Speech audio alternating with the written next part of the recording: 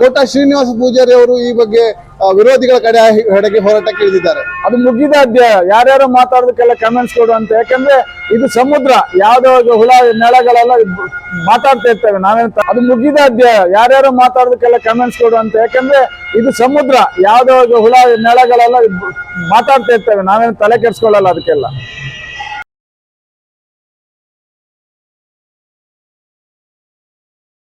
ಇವತ್ತು ನಾವು ಕೋಟಾ ಅಮೃತೇಶ್ವರಿ ದೇವಸ್ಥಾನದಲ್ಲಿ ಸೌಜನ್ಯ ಹೋರಾಟಗಾರರ ಪರವಾಗಿ ಸೌಜನ್ಯಳಿಗೆ ನ್ಯಾಯಕ್ಕಾಗಿ ಪೂಜೆ ಸಲ್ಲಿಸಿದ್ದೇವೆ. ಯಾಕೆಂದರೆ ಎಲ್ಲರೂ ಕೂಡ ಹೋರಾಟಗಾರರ ಮೇಲೆ ಅನುಮಾನ ಪಡ್ತಿದ್ದಾರೆ. ಹಾಗಾಗಿ ನಮಗೆ ಯಾರೂ ಇಲ್ಲದಾದಂಥ ಪರಿಸ್ಥಿತಿ. ಆ ಕಡೆ ಕೆಲವು ಪತ್ರಿಕೆಗಳು ಸುಳ್ಳು ವರದಿಗಳನ್ನು ತಲುಪಿಸ್ತಾ ಇದೆ, ಕೆಲವು ಮಾಧ್ಯಮಗಳು ಸುಳ್ಳು ವರದಿಯನ್ನು ತಲುಪಿಸ್ತಾ ಇದೆ. ಆದರೆ ಸೌಜನ್ಯಳಿಗೆ ನ್ಯಾಯ ಕೊಡಿಸ್ಲಿಕ್ಕೆ ಯಾರೂ ಇಲ್ಲ. ಹಾಗಾಗಿ ಇವತ್ತು ಇನ್ನು ನಮ್ಗುಳಿದಿರುವಂಥದ್ದು ದೇವರ ಮೊರೆ ಹೋಗೋದಂತ. ಏಕಕಾಲದಲ್ಲಿ ಸೌಜನ್ಯ ನ್ಯಾಯಕ್ಕಾಗಿ ಪ್ರಾರ್ಥನೆ ಸಲ್ಲಿಸ್ತಾ ಇದ್ದೇವೆ. ಇವತ್ತು ಕೂಡ ನಾವು ತಾಯಿ ಅಮೃತೇಶ್ವರಿ ಹತ್ರ ಪ್ರಾರ್ಥನೆ ಮಾಡ್ಕೊಂಡಿದ್ದೇವೆ. ಸೌಜನ್ಯ ಹೋರಾಟಗಾರರು ಸುಳ್ಳು ಹೇಳಿದ್ರು ಕೂಡ ಅವರಿಗೂ ಶಿಕ್ಷೆ ಆಗಬೇಕು. ಹಾಗೆ ಸೌಜನ್ಯಳಿಗೆ ಅತ್ಯಾಚಾರ ಮಾಡಿದಂಥ ಮತ್ತು ಅತ್ಯಾಚಾರಕ್ಕೆ ಸಪೋರ್ಟ್ ಮಾಡ್ತಿರುವಂಥ ಎಲ್ಲರಿಗೂ ಕೂಡ ಶಿಕ್ಷೆ ಆಗಬೇಕು ಮತ್ತು ಅವರು ಸರ್ವನಾಶ ಆಗಬೇಕು.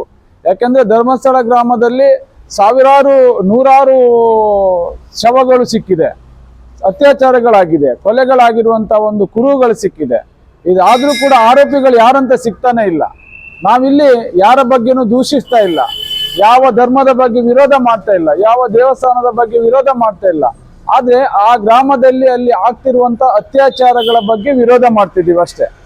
ನಮ್ಮ ಉದ್ದೇಶ ಒಂದೇ, ಅಲ್ಲಿ ಯಾರು ಸೌಜನ್ಯನ ಕೊಲೆ ಮಾಡಿದಾರೋ, ಅತ್ಯಾಚಾರ ಮಾಡಿದಾರೋ, ಹಾಗೆ ಪದ್ಮಲತಾ ಇರ್ಬೋದು, ವೇದವಲ್ಲಿ ಇರ್ಬೋದು, ಅಥವಾ ಅಲ್ಲಿ ನಾರಾಯಣ ಯಮುನಾ ಇರ್ಬೋದು, ಹಾಗೆ ಅಲ್ಲಿ ಸತ್ತಂಥ ಹಲವಾರು ಜನರಿಗೆ ನ್ಯಾಯ ಸಿಗಬೇಕು.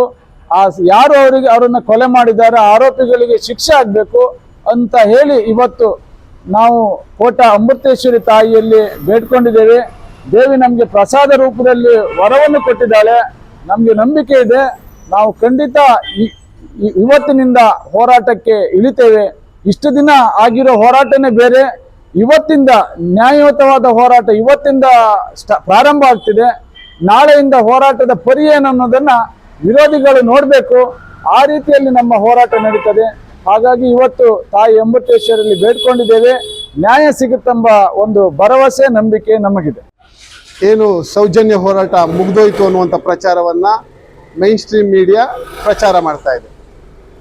ನೋಡಿ, ಇವತ್ತು ದೊಡ್ಡ ದೊಡ್ಡ ಚಾನೆಲ್ಗಳು ಸೌಜನ್ಯ ವಿಚಾರದಲ್ಲಿ ಸುಳ್ಳು ಮಾಹಿತಿಯನ್ನು ಜನರಿಗೆ ಕೊಡ್ತಾ ಇದೆ.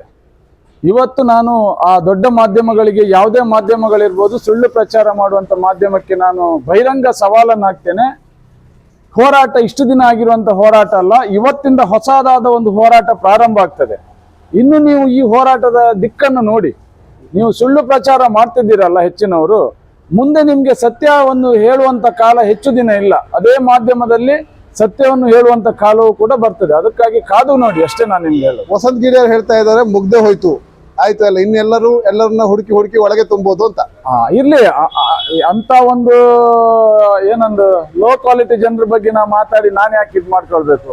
ಹೋರಾಟದ ದಿಕ್ಕೇನನ್ನೋದು ಅವನಿಂದ ಕಲಿಬೇಕಾದ ಅವಶ್ಯಕತೆ ಇಲ್ಲ. ಅವನ ಹಿಂದಿರೋ ಹೋರಾಟದ ಇಡೀ ಹಿಸ್ಟ್ರಿ ನೋಡಿದ್ರೆ ಗೊತ್ತಾಗುತ್ತೆ ನಿಜವಾದ ಹೋರಾಟಗಾರರು ಯಾರಂತ.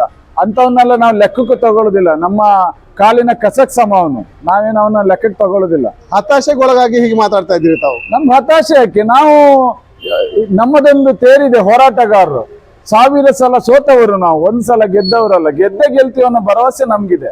ಯಾಕಂದ್ರೆ ಇವತ್ತಿನ ಈ ಕೆಲವೊಂದು ಕಚಡ ಮಾಧ್ಯಮಗಳಿದೆ, ಕೆಲವೊಂದು, ನಾವು ಎಲ್ಲರನ್ನೂ ಹೇಳೋದಿಲ್ಲ ಪಾಪ, ನ್ಯಾಯಯುತವಾಗಿ ನ್ಯೂಸ್ ಮಾಡುವಂತ ಅದೆಷ್ಟೋ ಮಾಧ್ಯಮಗಳಿದೆ. ಅಂಥ ಮಾಧ್ಯಮಗಳ ಮುಂದೆ ಸೌಜನ್ಯ ಹೋರಾಟ ಸ್ವಲ್ಪ ಮರೀಚಿಕೆ ಆಗಿದೆ ಅಷ್ಟೇ, ಬಿಟ್ರೆ ಯಾವತ್ತೂ ಕೂಡ ನ್ಯಾಯ ನಮ್ಗೇನೆ. ಈಗ ನಡೀತಾ ಇರುವುದು ಧರ್ಮ ಅಧರ್ಮದ ಮಧ್ಯೆ ಯುದ್ಧ, ಬಡವ ಮತ್ತು ಶ್ರೀಮಂತನ ಮಧ್ಯೆ ಹೋರಾಟ. ಕೊನೆಗೆ ಗೆಲ್ಲುವುದು ಧರ್ಮನೇ. ನಾವು ಹಿಂದಿನ ಇತಿಹಾಸ ನೋಡಿದ್ರು ಕೂಡ ಅದೇ ಇದೆ. ಮಹಾಭಾರತ ಇರ್ಬೋದು, ರಾಮಾಯಣ ಇರ್ಬೋದು, ಮೊದಲ ಗೆಲುವು ಅಧರ್ಮಕ್ಕೆ ಆಗಿದ್ದು, ಆದ್ರೆ ಕೊನೆಯ ಗೆಲುವು ಸಿಕ್ಕಿದೆಯಲ್ಲ ಅದು ಧರ್ಮಕ್ಕೆ ಇವತ್ತು ಕೂಡ ಶಾಶ್ವತವಾಗಿದೆ. SIT ಅವರ ಬಗ್ಗೆ ಪ್ರಶ್ನೆ ಮೂಡ್ತಾ ಇದೆ.